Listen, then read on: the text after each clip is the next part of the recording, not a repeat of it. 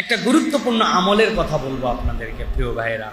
সেটি হচ্ছে, অনেক হাজী সাহেবরা হজের উদ্দেশ্যে রওনা হয়ে গেছেন, অনেকে চলে যাবেন, কিন্তু সকলে যেতে পারে না। কিন্তু এমন একটা আমল আছে যেই আমলটা করলে হাজী সাহেবরা হজের সফরে যে সওয়াব পান, আল্লাহ রাব্বুল আলামিন ওই আমলের দ্বারা যারা নিজ এলাকায় থাকে ওই এলাকাবাসীকেও আল্লাহ রাব্বুল আলামিন হাজীদের মতো সওয়াব দান করেন। নবী করিম সাল্লাল্লাহু আলাইহি ওয়াসাল্লাম বলছেন, ইযা রাআইতুম হিলাল যিল হজ্জাতি ওয়া আরাদা আন আহাদুকুম আন ইউদাহহিয়া ফালইউমসিক আন শা'রিহি ওয়া আসফারিহি।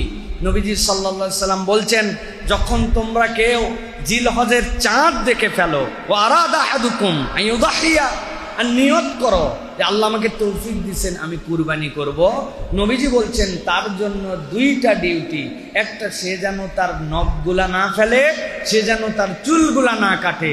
এই চুল কাটা, অবাঞ্ছিত পশম কাটা, গোঁফ কাটা, নখ ছাঁটা, এটা যেন জিলকদের শেষেই করে ফেলে। কুরবানির নিয়ত করছে আর জিলহজ মাসের চাঁদ উঠে গেছে, সে যেন তার চুল আর নখ না কাটে। নবী করিম সাল্লাল্লাহু আলাইহি ওয়াসাল্লাম বলছেন, হাত্তা ইউদাহি, যতক্ষণ না কুরবানি দেয়। এই আমলটা যদি কেউ করে, হাজীদের অনুরূপ আমলের সওয়াব সে পেয়ে যাবে। সুবহানাল্লাহ।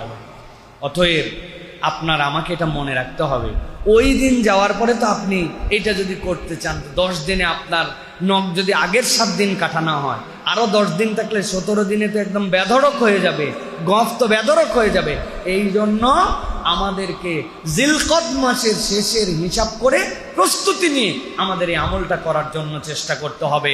অন্যকে জানাই দিবেন এই যে জিলকদ শেষের দিকে কিন্তু আগামীকালকে চাঁদ উঠে যেতে পারে, পরশুদিন চাঁদ উঠে যেতে পারে। আপনারা এই আমলটা করার জন্য চেষ্টা করেন। ছেলে মেয়ে যারাই কুরবানি করবে তারা যদি আমল করে, হাজীদের অনুরূপ একটা আমল তার আমল নামায় যুক্ত হবে।